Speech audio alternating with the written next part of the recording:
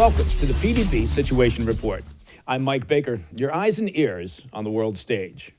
All right, let's get briefed. We'll begin today with the latest developments out of Ukraine, where new weapons on both sides are fueling the conflict as if it needed more fuel and prompting concerns about a wider war. Bill Roggio from the Foundation for the Defense of Democracies will join us to give us the skinny, or the 411, as the kids say. I'm sure they still say that.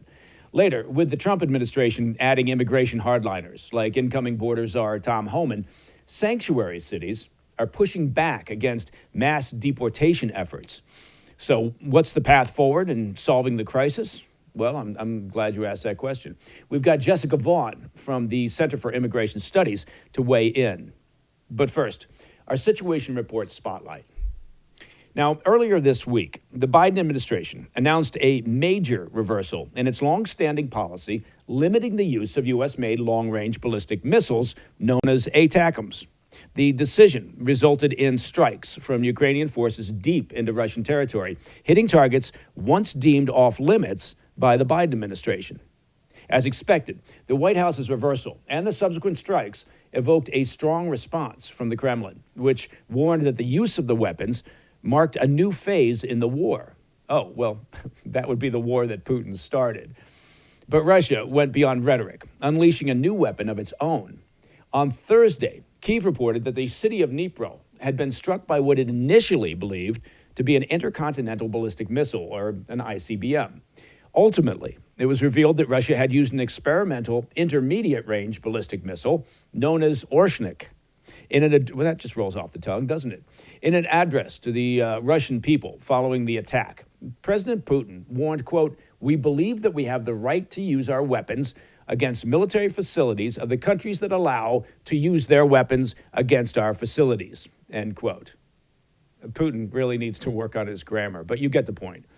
For more on this, let me bring in senior fellow at the Foundation for the Defense of Democracies and editor of FDD's Long War Journal, Bill Roggio. Bill, great to see you again, and thanks very much for taking the time with us. Pleasure. Thanks for having me back on.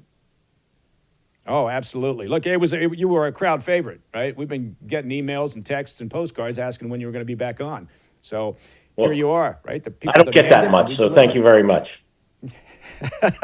That's good. Well, we're just here for affirmation. So, Bill, let's start with a very specific question. When we're talking about the Russia-Ukraine situation, how screwed are we?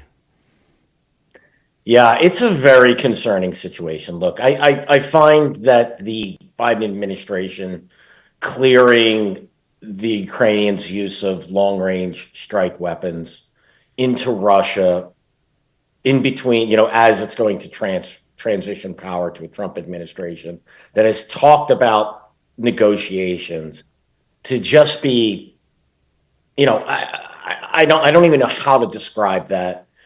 Vindictive. I don't know what the right word is, Mike, but it's unseemly at the least. It seems to be an attempt to sabotage Trump administration policies. If after almost 3 years of war, the Biden administration wasn't going to approve the long-range strike capacity for U.S. weapons, why would it do so now? And to me, it's the only reason to do so is to complicate things for an incoming Trump administration. But what bothers me even more about they've hooked it on. But I'm sorry for interrupting, Bill. But the White House obviously pegged this decision both on the long-range munitions, the ATACMS, and the use of anti-personnel mines. They've pegged both of those decisions to the North Korean presence, right? Suddenly that was the game changer from their perspective. That's what they're saying. So is there any credibility in that from your perspective? It's an awful excuse. The North Koreans are providing, 10,000 troops to the combat. Look, I'm no fan of Putin or his invasion of the Ukraine. It's illegal. It's immoral, all of those things. But, look, Westerners have volunteered to fight in the ranks of the Ukrainian military. It's that kind of war. I don't understand how North Koreans in a limited capacity all of a sudden clears the decks for the U.S. to approve long-range strike capability for U.S. missiles for something that bothers and caused the Russian to use an intermediate range ballistic missile that is equipped to use nuclear warheads to fire it on Ukraine. And this is the point I was going to make is that we're just seeing an escalation here. And I warned about this from the day one of this war. This is an administration that couldn't manage a war with the Taliban, with a third-rate militia that we've elevated into a regional power in Central Asia. And we think that it can manage a war with nuclear implications in against the nuclear power, and that's very disturbing. Where is Joe Biden? What is he? Look, I try to leave the politics. I can answer that question. Yeah, I can answer that question. I believe he's still in the Amazon. The last I saw, he was walking into the forest. All joking aside, forest, if I can say that much. Yeah. All joking aside, I mean, he was shoved aside to run for president because of this.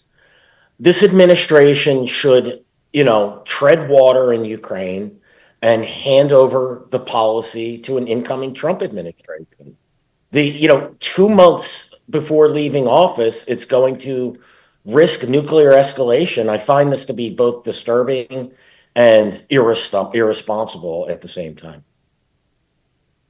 Yeah, I mean, I think there's so many layers here. When we're talking about the decision from the Biden White House to do this, right? And as you pointed out, look, for the entire duration of this war, right? The one constant with the White House has been the fear of escalation, right? Which is why, obviously, for all this time, they did not approve the use of these long-range munitions into Russian territory, right?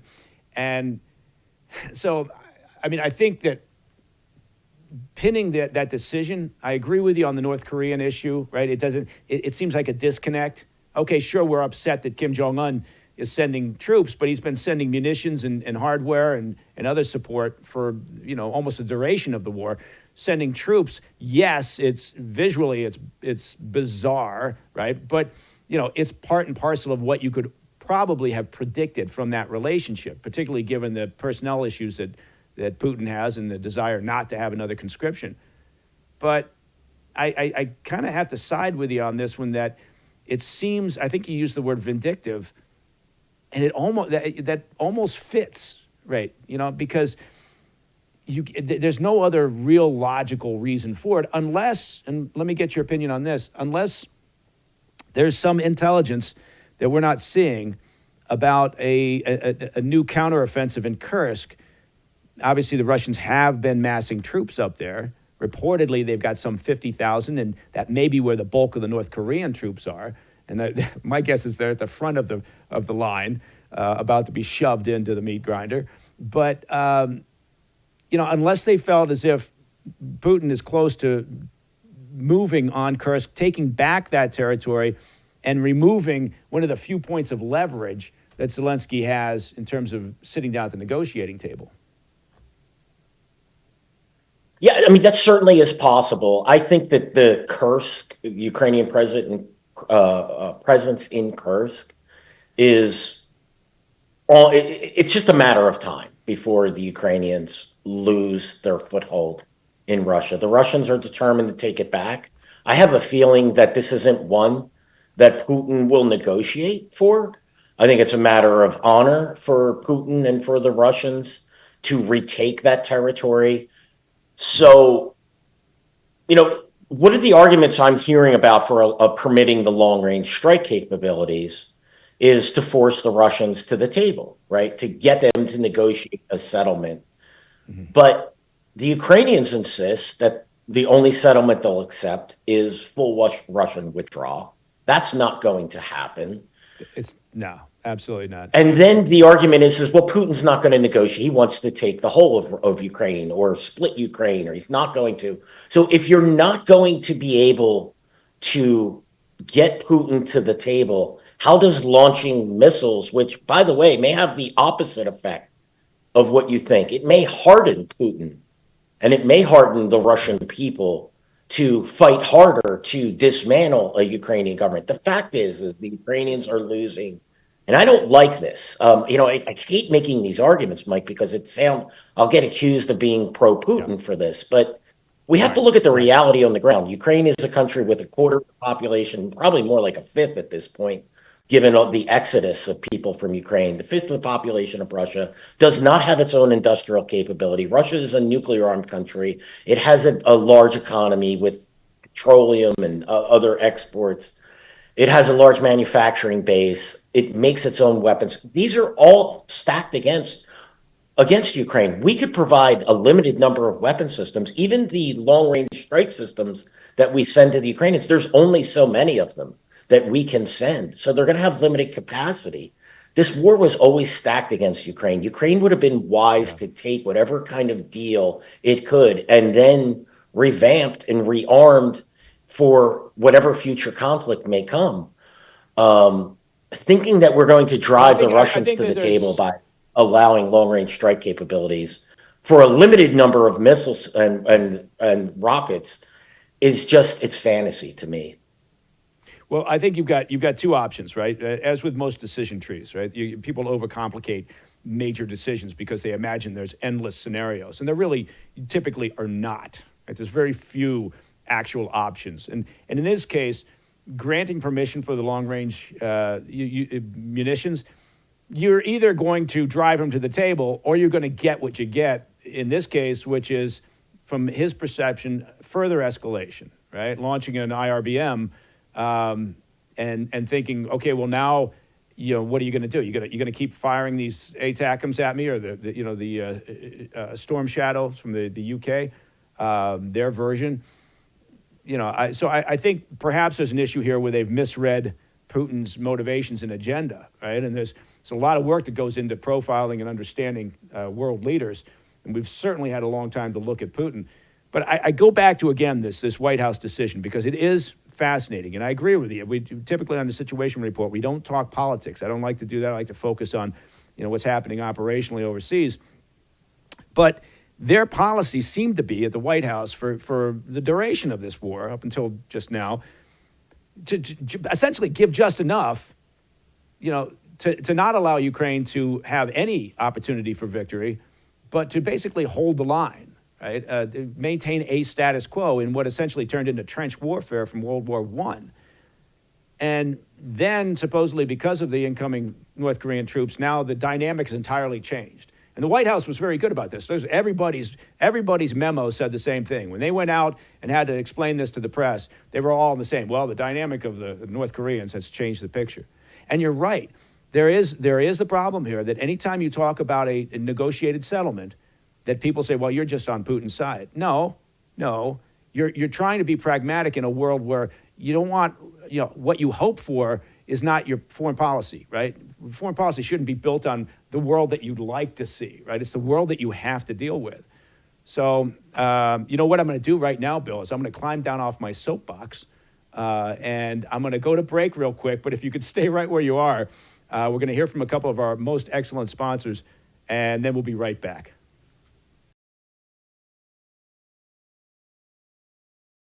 Hey, Mike Baker here. America, you might have heard about this, just got finished with a historical election. Yeah, it was in the news. Sure, now there's going to be some change in the White House, but frankly, the fundamentals haven't changed. The dollar is still in decline, with the U.S., get this, adding $100,000 in debt every second. Oh, there goes another 100,000 and another. Look at it. It's just building up, isn't it? Meanwhile, BRICS nations have introduced the unit. That's what they're calling a new global currency, pegged 40% to gold and 60% to BRICS currencies, which could mark the beginning of a global monetary reset. Now, what to do about it all? I'll tell you what to do. Call the proud Americans of the Patriot Gold Group today, before it's too late. Mention PDB, and you'll always get best-in-class service from Patriots protecting Patriots. Look, the Patriot Gold Group has the no-fee-for-life IRA, where your IRA or 401k can be in physical gold and silver, and you may be eligible for the no-fee-for-life IRA on qualifying rollovers.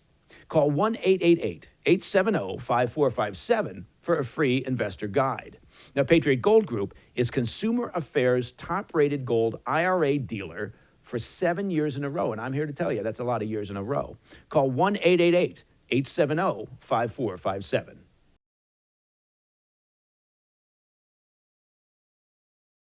Welcome back to the PDB Situation Report. Joining me once again is Senior Fellow at the Foundation for the Defense of Democracies and editor of FDD's Long War Journal and man about town, Bill Roggio. Bill, what do you think? It seems to me that Zelensky has been essentially quietly admitting that some negotiated settlement is going to mean that he doesn't get Crimea back, that Crimea stays with Putin. Are you seeing a softening in Zelensky's position? Because you mentioned earlier in our conversation that, their position had been, certainly from the outset, a victory just means we get all our land and territory back. And that would be the most satisfying thing ever, right?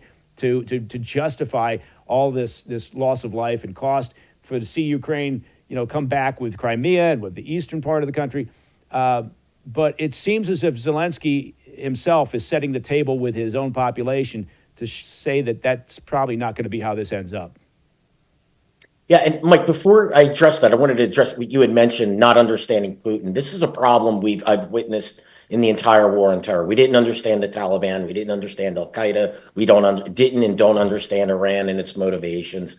And I also think we don't understand Zelensky and what his motivations are when he says, and I believe it because he's under political pressure domestically from right-wing groups, from let's face it, some of these are neo-Nazi organizations that have military formations like Azov. I mean, look, you read the New York Times about this from up until the Russian invasion, reporting about these right-wing extremist groups, how their power within Ukraine. The best, I don't think he's in a position to yield any land to the Russians. And yet the reality is, from the Russian side, keep in mind, they annexed 4 oblasts or provinces in Russia. And most of them are occupied by Russia, but not all of the territory. By Russian law, that is now Russian territory to the Russians. Again, morally and legally, I don't think the Russians have a leg to stand on, but internally, this is how Putin and his followers, remember, he has pressure that comes from his right as well. And that's why I think you have this intractable situation where even if you could get Putin and Zelensky or their people into a room, I think their goals, their outcomes for this are so wildly differing that I don't think you really can come to a solution.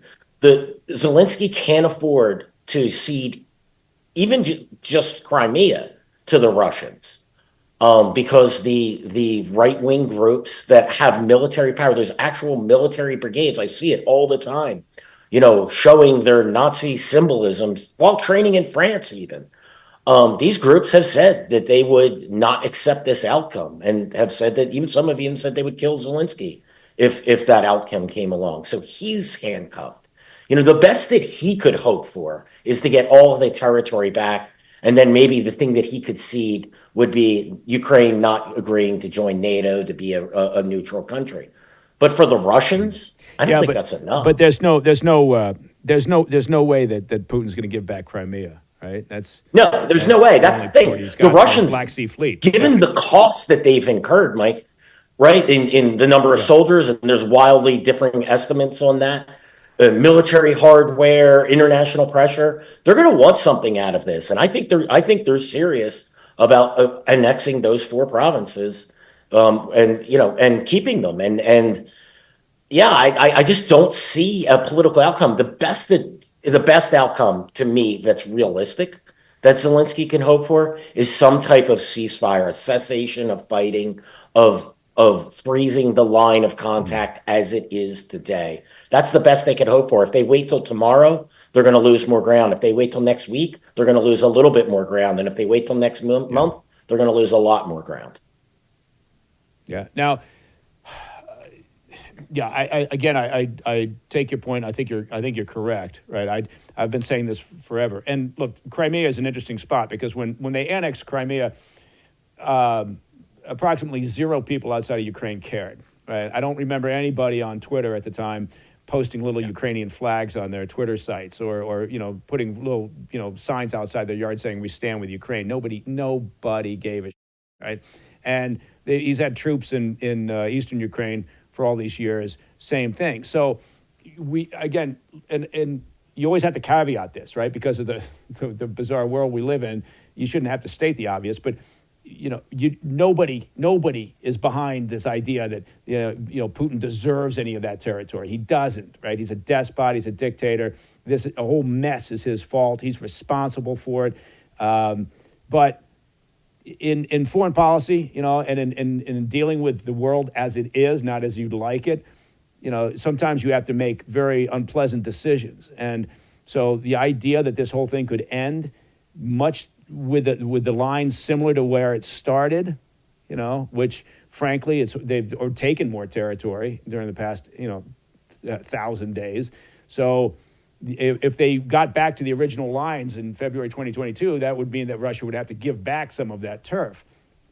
This whole problem is, I think your word intractable. I think it makes sense, but the reality is that Zelensky has a manpower problem, right? He's going to have a resource issue if the Trump administration comes in and says, we're going to cut back, and the EU is going to have to pick up the slack. Putin's got his own issues, as you pointed out, but at some point, the only way this ends is at a negotiating table. So, I think people have to set aside their hopes and dreams and wishful thinking and say, we have to deal with the world the way it is. And what's the best way to get to that point, right? Because if we keep escalating it the way it's going, right? I mean, Zelensky says, well, look, Putin is a paper tiger, right? Don't pay attention to his red lines. We showed that by, our incursion into Kursk. But I don't know if NATO, I don't know if the EU is fully on board with the idea that this turns into a full-blown shooting match with the Russian military. Yeah, I agree. And, part of the problem with all of this, how did the rhetoric start out from the EU countries and from the US? We have to overthrow Putin. Russia needs to be handed a military defeat. Again, I think this hardened the Russians in some cases. But, the irony is, if all of those things were true, if Putin had to go, if, the Russians needed to be dealt with a defeat, if the Russians are a direct threat to Europe, then why aren't the European countries and the United States acting like it? Instead of sending, warehoused weapons and limited number of weapon systems, as you mentioned, just enough for Ukraine to not lose, although I'd argue it's just enough for them to not lose quickly. They're losing slowly. Right. Where is the uptick in defense spending, in manufacturing? We still can't manufacture, I would argue, probably somewhere around a tenth of the artillery shells of what Russia is manufacturing. And this is a war where artillery is the king of battle. It always has been, and it especially has been in this war. We act one way, but, we say one thing, but we act another. And then, the Russians see this and they don't take us seriously. So, it's just an absolute mess. And it's at some point we have to become realists about how this war is going to end. Hopefully the Trump administration is able to do this. I mean, we certainly will see. He said that he'll cut a deal in a day. I think that's Trump hyperbole. It means we'll cut a deal quickly. I'm not sure if that's even possible. Wait, Bill. I just want to take a note on this just to make sure I understand your position. So you think when President-elect Trump says he's going to stop the war in a day, you think that's hyperbole? Okay, I'm taking that down. I know that's such a controversial statement. Yeah. So thank you for that. Yeah. Look. It is fascinating when, and it's all speculation, which probably isn't worth taking up your time with. But if you look at President-elect Trump coming in, right, and we know his disdainful attitude towards NATO. Although I think if you take everything that Trump says at face value, I think you're playing a losing game, right? Because he'll throw stuff out there. And that's been the problem. The media and the Democrats tend to take everything he says literally. They go, no, he really means it. And they don't understand the mindset of a tri-state property developer, right? Apparently they've never dealt with one, right? Who grew up in the New York tri-state area, punching people in the nose and then getting punched back, developing properties. And so they assume every time he says something that, that's exactly what he means, right? And instead of just, I'm just throwing some stuff on the wall, maybe I'm spitballing some ideas, maybe I'm saying things because I think it might be a good bargaining tactic to get what I want. So I'm not sure how far I carry that idea that he's going to somehow abandon NATO, right? I think he wants what a lot of people want, which is them to pay their fair share, et cetera, et cetera.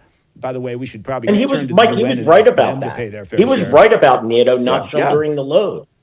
And his statements were taken, in my estimation. Look, is it wise for a president to say it that way? Sure, we could have that debate. I don't particularly like his style, but I understood where he was coming from. He was arguing for NATO to pick up its share of the load. And I'm certain he's watching this Ukraine conflict and sitting there going, I was right. And he was right. Again, if this is an existential war, why aren't, particularly for Europe, for Western and Eastern Europe, why aren't they treating it as such? Yeah. Okay. Last question, and then we're going to have to go, unfortunately. It could be just a yes or no. Are we going to get a settlement of some sort, whether it's a ceasefire, a negotiated settlement? Do you think we'll have it by the end of the first quarter of 2025? That's a great question. I think there might be some type of ceasefire, and I think we might be able to see it within the first half of the year, for the half a year of his term. I think it's just he's an incoming president has a lot to do, and the war in Ukraine is just going to be one of a multitude of things that are a priority for him. So there's a lot of legwork to be done to get the staff in place. I don't think it's going to be something that the Ukrainians or those with the Ukraine flags in their Twitter handles are going to like. But I do think he may be able to achieve some type of ceasefire of freezing the lines. I think the Russians may accept that. But if that's the case, and if that's what the Russians are perceiving, they may accelerate their military operations to gobble up more ground, as much ground as they can, in expectation of that ceasefire. Yeah, I think that's exactly right, Bill. I think that's what we're going to see. Potentially, maybe even sort of a DMZ on the eastern side, somewhere in that line of demarcation, perhaps, whatever that is, at the point where they come to terms with some type of settlement or ceasefire. Bill Roggio, look, it's always delightful, and I don't use that word very often, but it is delightful. Senior fellow at the Foundation for the Defense of Democracies. I hope you'll come back next time we call and we keep talking, because I'm guessing that this problem is not going away anytime soon. No, it's not. Mike, always a pleasure. Just give me a call whenever you need me. All right, coming up next, sanctuary cities push back against the incoming Trump administration's plans for mass deportations. Well, that's completely expected, setting the stage for a potential major border showdown. Jessica Vaughan from the Center for Immigration Studies joins us to discuss the obstacles facing the new administration. Stay with us.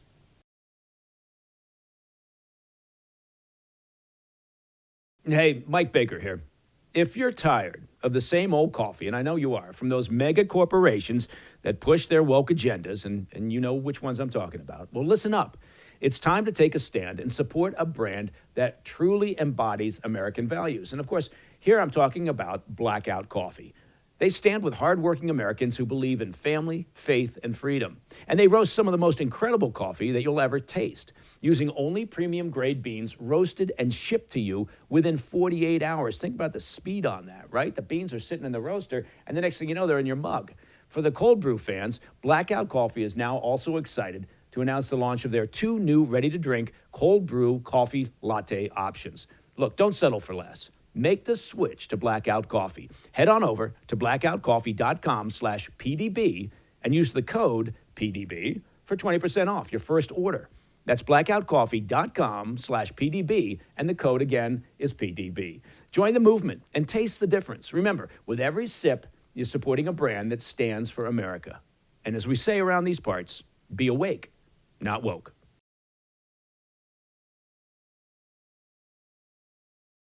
Welcome back to the PDB Situation Report. Now, Texas officials are offering President-elect Donald Trump 1,400 acres of land along the U.S.-Mexico border, proposing its use as a site for detention facilities. According to the Texas General Land Office, this land could serve as a hub for, quote, processing, detention, and coordination in what they describe as the largest deportation effort in U.S. history. Now, the offer signals Texas's readiness to work with the incoming administration to tighten border security and ramp up enforcement measures.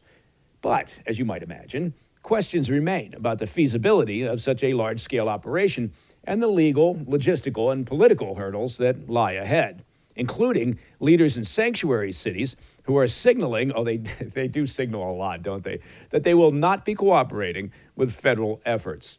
Joining us now to examine these challenges is Jessica Vaughan. She's the Director of Policy Studies at the Center for Immigration Studies. Jessica, thanks very much for taking the time to join us here on the Situation Report. Glad to be with you. So let's, there's so many things to talk about here. Mass deportation. I'm not sure that's really the way they should have labeled this. I don't know that that's the narrative that's going to make this happen as effectively and efficiently as possible. How do you see this playing out?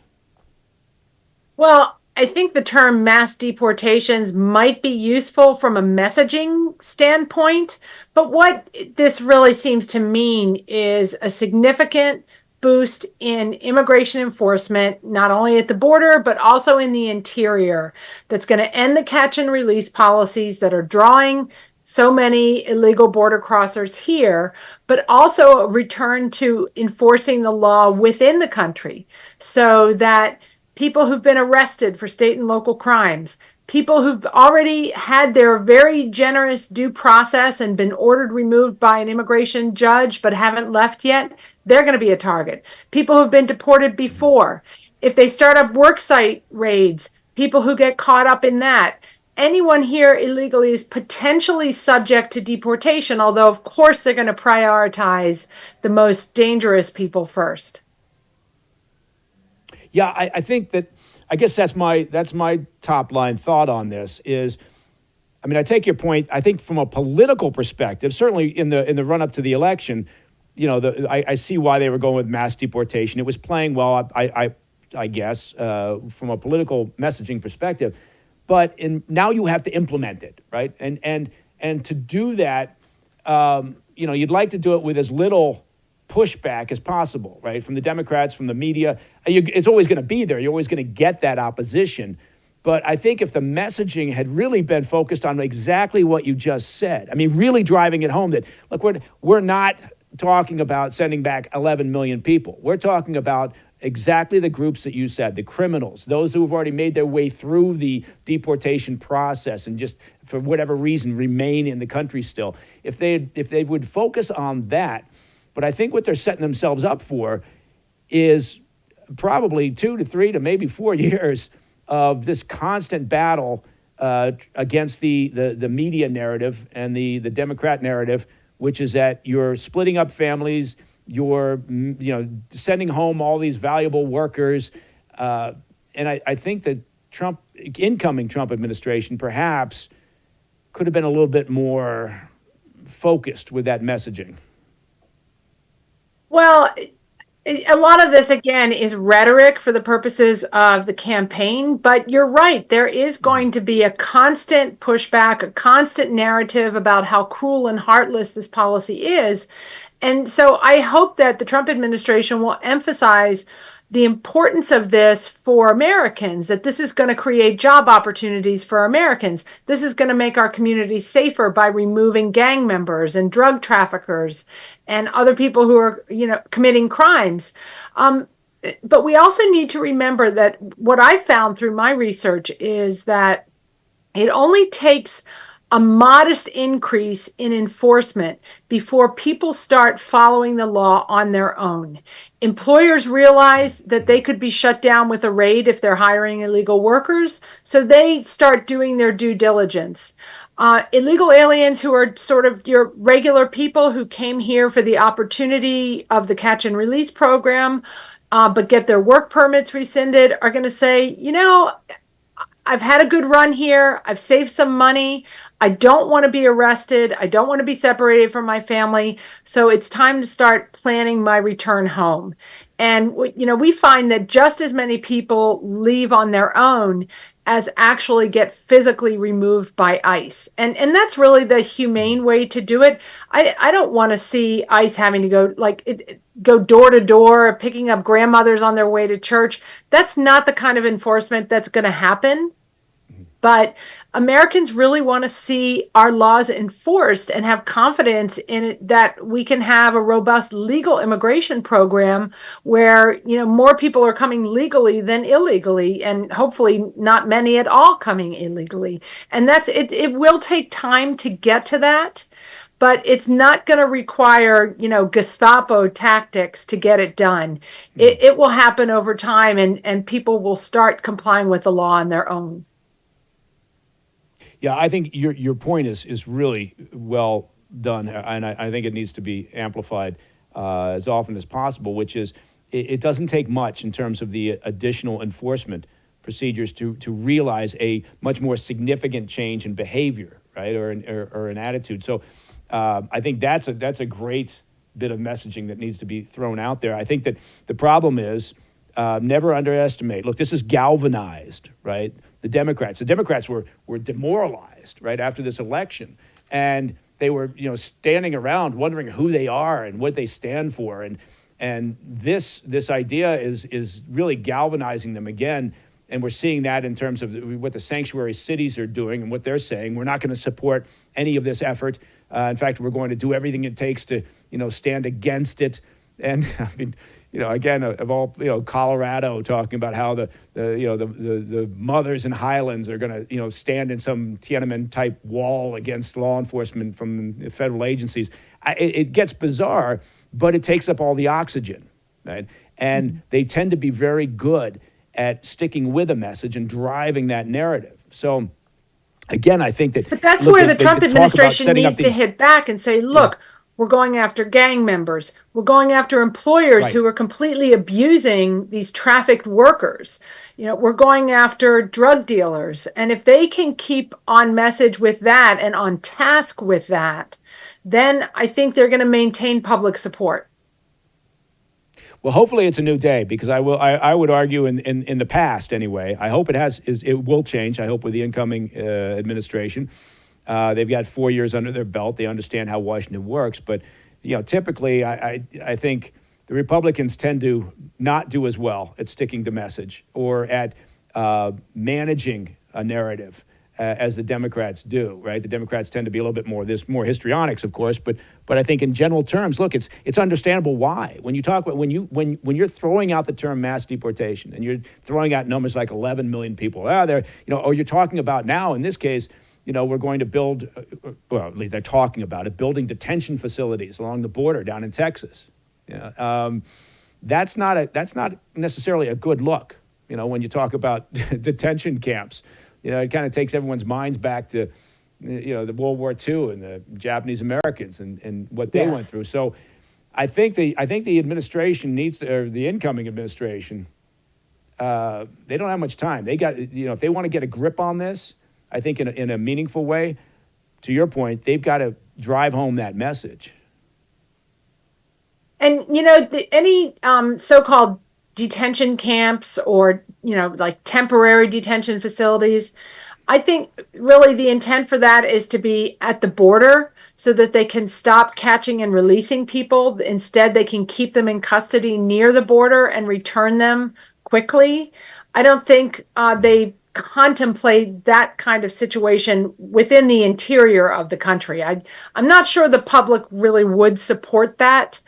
They want the laws enforced, but they want it done in a humane way, not in a way that seems cruel. I don't think we're going to see, county jails full of high school kids or something like that. That just wouldn't make sense. No, I agree with you 100% there.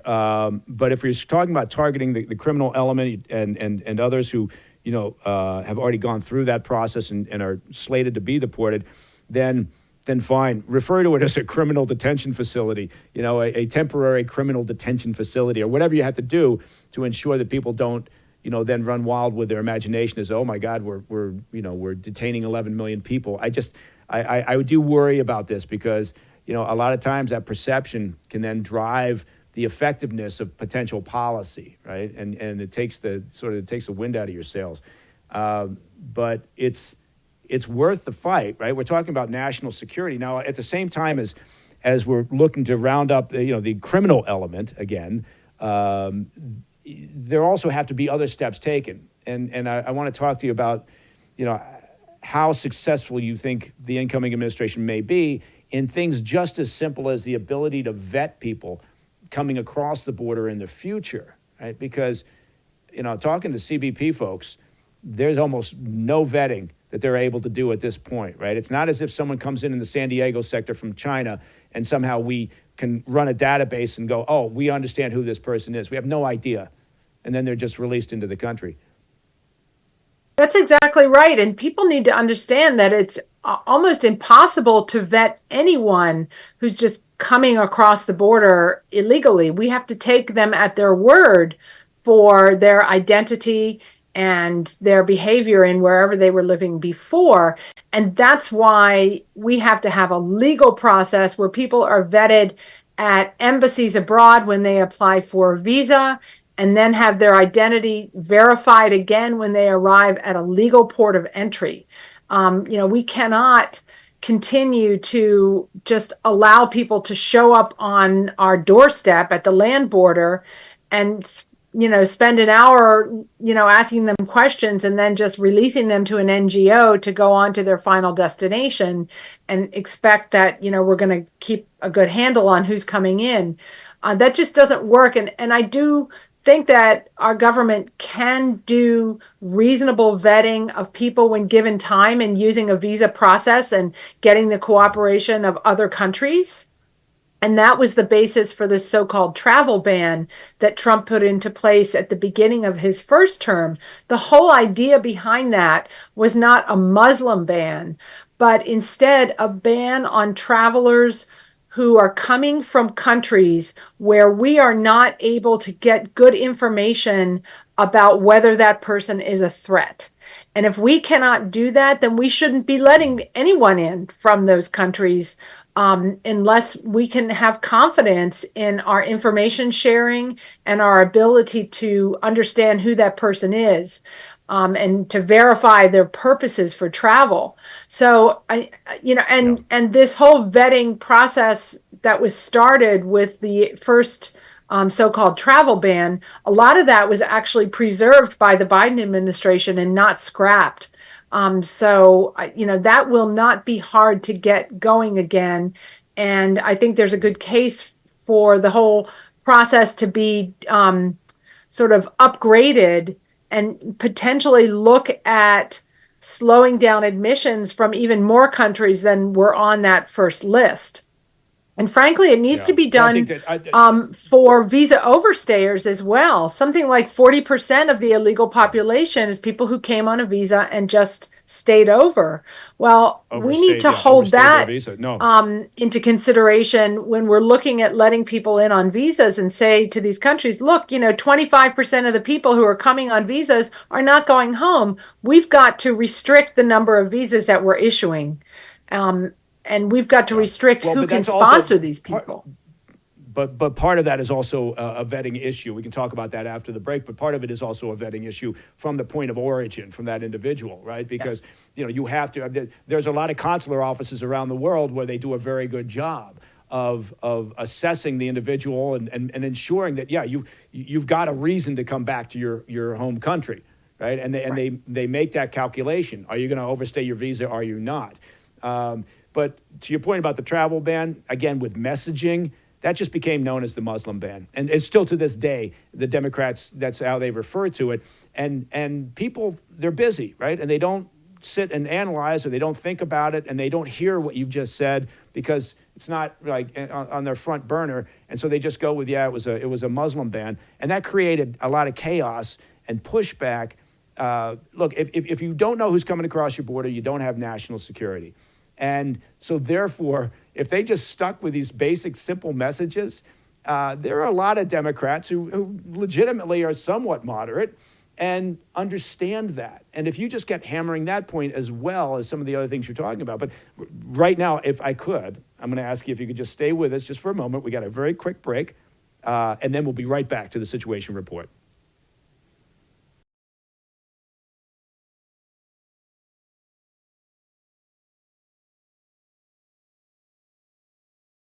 Welcome back to the PDB Situation Report. Joining me once again is Jessica Vaughan of the Center for Immigration Studies. Jessica, lots of questions, but with limited time, let me throw this one at you. We're talking about rounding up criminal elements, right? That's the initial focus of any deportation action for the incoming administration, right? Focus on those criminals who are in the country illegally. And you would think reasonable people on both sides of the political spectrum could say, okay, well, that makes sense. Here's a question: if you're talking about a Venezuelan, a TDA member, or you're talking about someone from China who's committed a crime, you're talking about someone from Haiti. I'm not picking on these countries. I'm bringing them up for a particular reason. They're not going to take those people back, right? It's just we don't have the relationship. In the case of Haiti, they don't have the infrastructure. They're in chaos. The Chinese regime is certainly not going to cooperate with the incoming administration on deportation issues. And that's, I think, a bridge too far for them. So what happens? What's the technical process for individuals who should be in that first round of deportation? But where do they go? That's a really good question. And this is an issue that's going to be a problem, especially initially.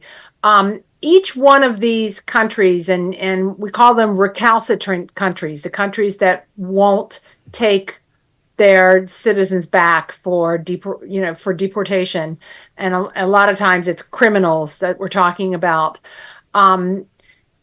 It's going to take an individual approach for each country. There's a role for diplomacy. There's a role for carrots and sticks. With the case of Venezuela, we have no relationship with Venezuela right now. But we need to remember also that a lot of the Venezuelans who came here and took advantage of the catch and release policies at the border were living in other countries before they came here. They were firmly settled with jobs and permission to stay in these countries. And I think we are going to have to try to work with some of those countries to take them back. Maybe not in the case of, gang members like TDA or hardened criminals, but other people who were doing fine in Chile or Peru or Argentina and now are going to lose their work permit. With the criminals, it's going to take a tougher approach with Venezuela, but there's a tool in the law that allows our government through the State Department to impose a visa ban on countries or groups of people within countries as a sanction to try to get them to relent in their stance of not taking someone back. So you could go to a country like Venezuela or China and say, look, we're not going to issue visas to your diplomats, or we're not going to issue visas to your kids of government officials who want to come to school in the United States, or to the wives of government officials who want to go visit Vegas, or these people who want to go to Disney World. Those visas simply are going to be cut off until you start living up to your international responsibilities and take your citizens back. And this has been successful times in the past when it has been applied. Again, it depends on the country. A country like Haiti, right, that's a tough situation. We may have to work with third countries on the Haitians, but there are tools that we have at our disposal. Maybe we use carrots instead of sticks, offer aid, offer something that those countries want. But we do have leverage, and tools available to us.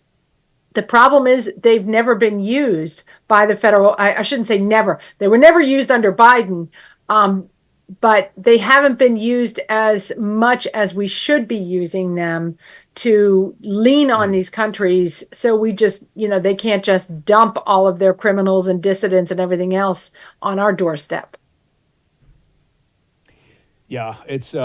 I think just listening to that, it makes sense. I understand what you're saying. It's the complexity of it, and it tends to, things like this tend to happen in sound bites, right? Everybody's just busy. You're trying to put food on the table. You got a million things going on, and so most people hear sort of a top line issue, a headline, right? We're going to do this, and but when you start really examining it and you understand the complexity of it, right? That's why I think it's important for whoever's running communications for the incoming administration to make sure they understand the importance of messaging this as they go along. We can't just be saying, okay, we're sending everybody home. I mean, that's right. The groundwork has to be laid through a public relations campaign for how this is going to be messaged, and make sure people understand why it needs to happen. And that will also, I think, that will also help in terms of slowing, or changing behavior of folks who may be thinking, yeah, I'm just going to cross the border, right? Because the more they see this, right, and then more they understand it, that to your point earlier in the conversation, right, just a little bit of messaging could have a really consequential change on behavior, on attitude, and that could include the numbers that we see coming across the border. Now, obviously, that's an element of enforcement and adjusting things, but I think we don't want to underestimate that. I don't want to keep beating that dead horse, but let's talk about, if we could, in the time that we've got, sanctuary cities. What do you make of sort of this? Over the past week in particular, there's been a rush to the microphone from Democrat leaders of sanctuary cities around the country, talking about how they'll do everything in their power to not help or to hinder, as a matter of. So, what do you make of this? Well, this also could be a big problem for the Trump administration, because as we saw in the first Trump term, the sanctuary jurisdictions became very, very recalcitrant and obstructive, and painted this narrative of an overzealous immigration enforcement, and so they started passing laws that forbid local law enforcement agencies to cooperate with ICE. And what that does is it necessarily means that the criminals that ICE is trying to get for removal are going to be released back to the streets, and they end up committing more crimes. There's a couple ways to address it. I think one way is what has been tried, and that is to, since most of these sanctuary policies are in place for political reasons, they're not going to change. They think they get a benefit from that, even though it's a problem for public safety. So what you have to do is either start withholding certain federal funds from these jurisdictions that don't cooperate, certain federal law enforcement grant programs. You just have to say, look, if you're going to block our federal agents from getting custody of criminal aliens directly from the jails, then you're just not going to have access to grants for certain law enforcement agencies in your state or in your city. And that did work to change certain jurisdictions. Like, for example, Miami-Dade County in Florida said, well, we don't want to lose that money, so we're going to start cooperating with ICE again. So there will be some that come around like that. With others, you may have to file lawsuits.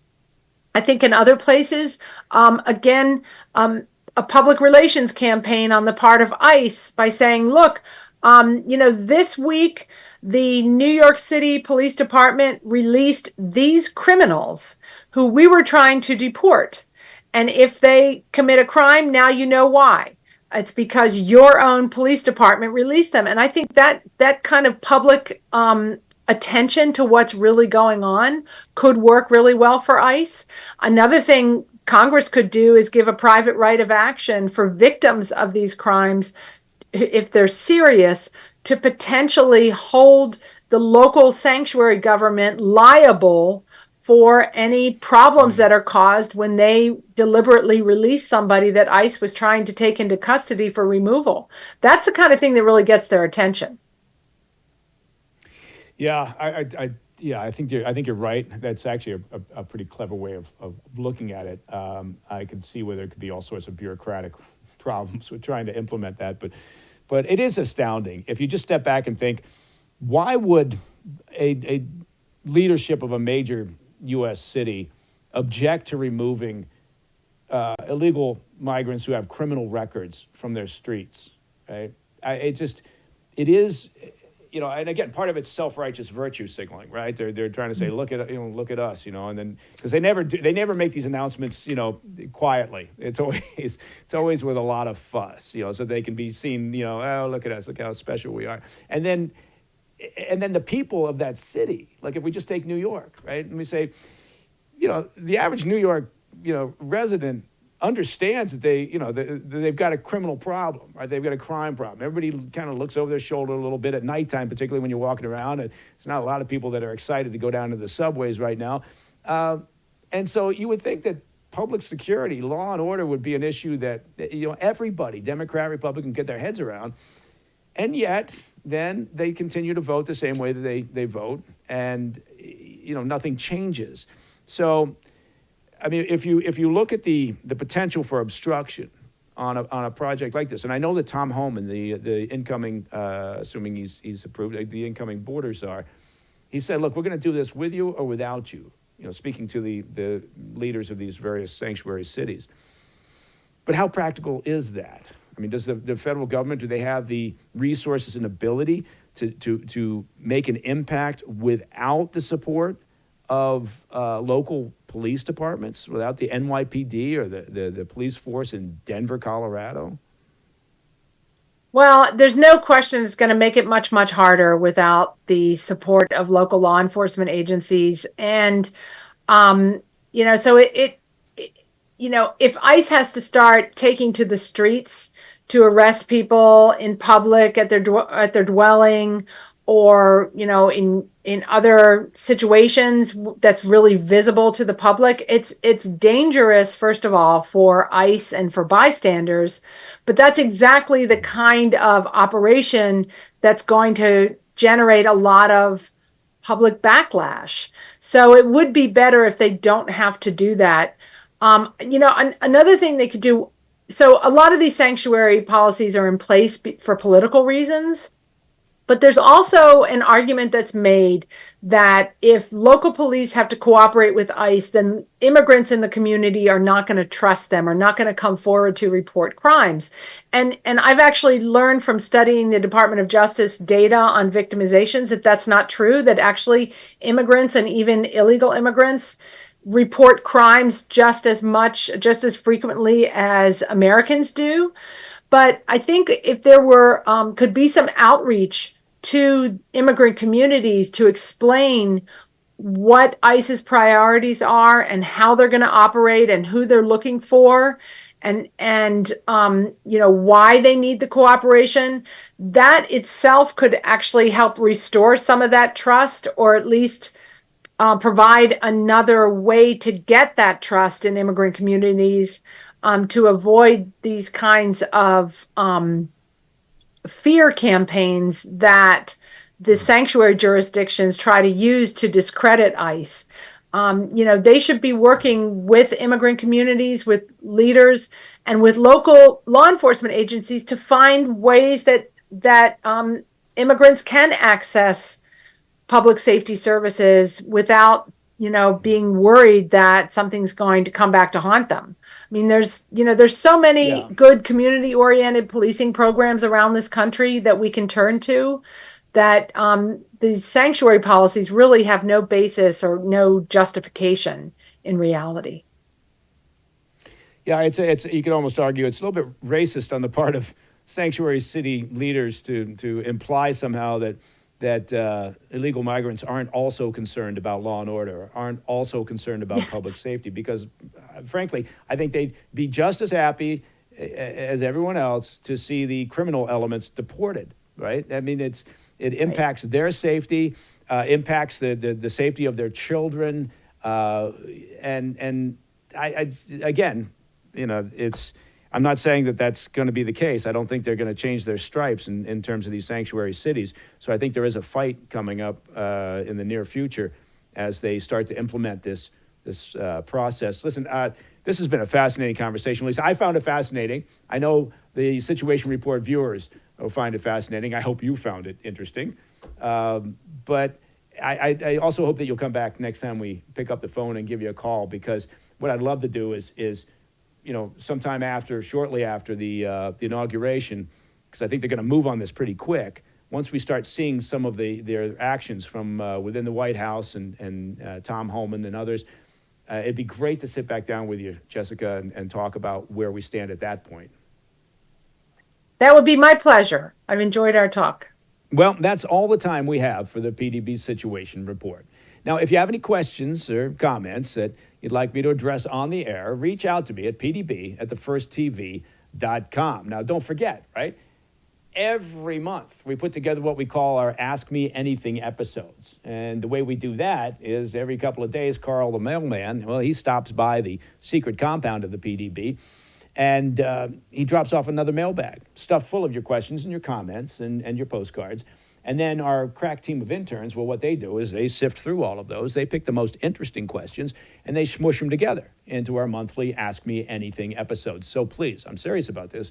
Keep your questions and your comments coming. To listen to the podcast of the show ad-free, it's simple. Become a premium member of the President's Daily Brief by simply visiting pdbpremium.com. I told you it was very simple. I'm Mike Baker, and until next time, you know the drill. Stay informed, stay safe, stay cool.